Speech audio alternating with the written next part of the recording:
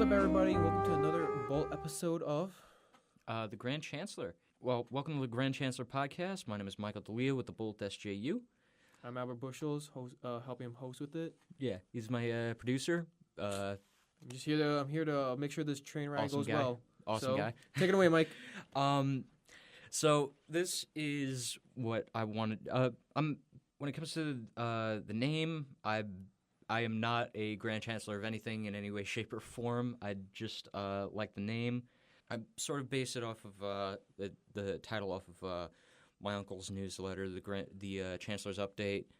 What I want to do with it is sort of make it in the style of the my articles on the Odyssey, which is a platform which the Bolt's Alex Arlia uses or has used in the past, and I sort of want to do it in the style of well, if you've heard of Black Pigeon Speaks or even Church Militant, I want to do it in the style of that. So basically an extension of Lazaria's rant, which I did an episode on, which was sadly never published.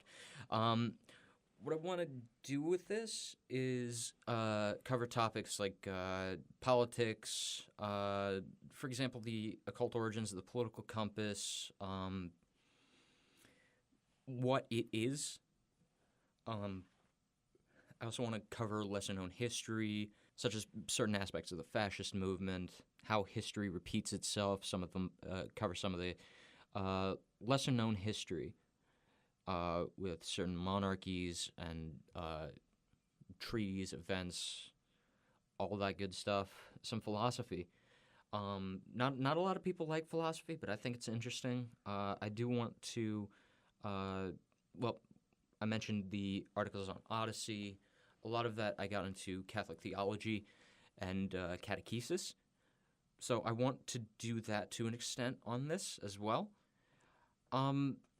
Overall, I want to create a different perspective on more modern ideas. Usually, we just hear one side of things, and we only hear the consensus, how the modern world understands these modern concepts. I want to take a more old-fashioned view on that, because the traditional aspect has been around for centuries, millennia, and it wouldn't have survived all those millennia if there wasn't some grounds and logic for it. And I want to present that logic. And I want to start around the premise that all the aforementioned subjects, politics, history, philosophy, theology, etc., they're all connected, essentially. And which is why church and state were merged for a significant period of time during the medieval period, during the Renaissance period, up until the creation of the Americas, which I will also get into the central philosophy of the Americas, which is more libertarianism, classical liberalism. I wanted to cover more aspects of history repeating itself. History has always repeated itself. I mentioned in the episode of The Rant that I did with Michael Lazari that corruption has always existed. It will always exist. That started around the premise of absolute power corrupts absolutely, which was a very interesting topic to cover, especially when it was recorded. It was the time of the Weinstein scandal, which was it was nothing new. Everybody knew about the Hollywood casting couch for the majority, actually, if all of the 20th century, in which case it was an open secret, and it just came into the light. So I do want to cover some conspiracy theories, but I'm not going to get that into it. I'm not going to say I'm not going to quote Alex Jones's words like the fluoride in the water is not turning the frogs gay. and if it is, I have no knowledge of it. um, but I'll try to be descriptive on a lot of complex issues. Some of the stuff I will be talking about is the occult origins of feminism, the degree of necessity of feminism, especially with regards to Me Too and Believe All Women. I'm probably going to have, the discussion on that I'm probably going to have with Alex.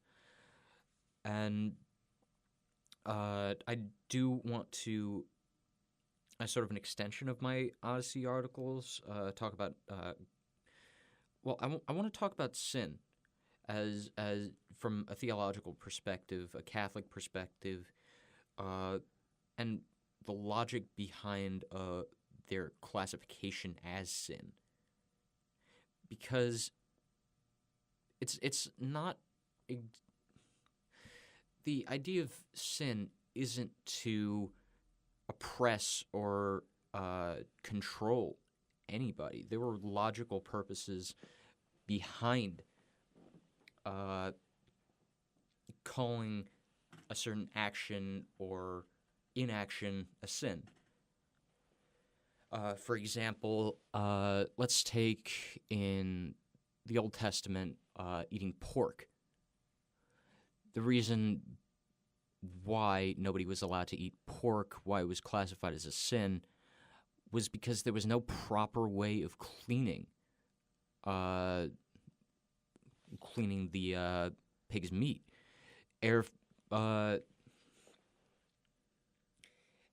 And people would get poisoned because of it. So it was for the general well-being of those people. Harm against yourself is a sin, which is evident from that. Now, like I said, I'll try to be descriptive. I'm probably going to look at certain figures of the Catholic traditionalist movement. I'm going to explain who certain people are, because I'm positive you haven't heard of people like Father James Wathen or Bishop Blaise Kurtz or Cardinal Marcel Lefebvre. I want to talk about Father James Martin and the corruption of the Jesuits. How don't get me started on Martin just yet. I want to talk about morality and the political spectrum. Like I said, I will be going into the occult origins of politics and certain movements such as feminism. I do also want to touch on political philosophies such as fascism, communism, libertarianism. Now, a lot of these are in and of themselves complex issues. There are many different types of fascism. It's mainly nation specific, and yeah, there's clerical fascism. There's legionarism, the Iron Guard, which is Romanian fascism.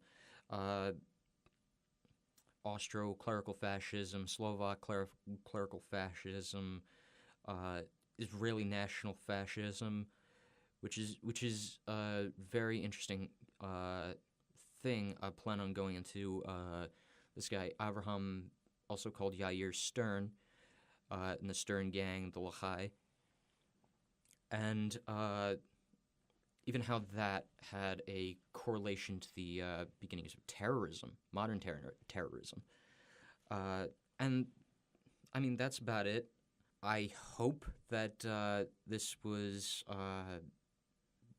clear-cut enough for what I want to do. And I hope that you find the upcoming episodes very interesting, as I did. So I'm going to hand it back to Albert. Well, guys, that's another great episode of Grand Chancellor. With me today is Mike D'Elia.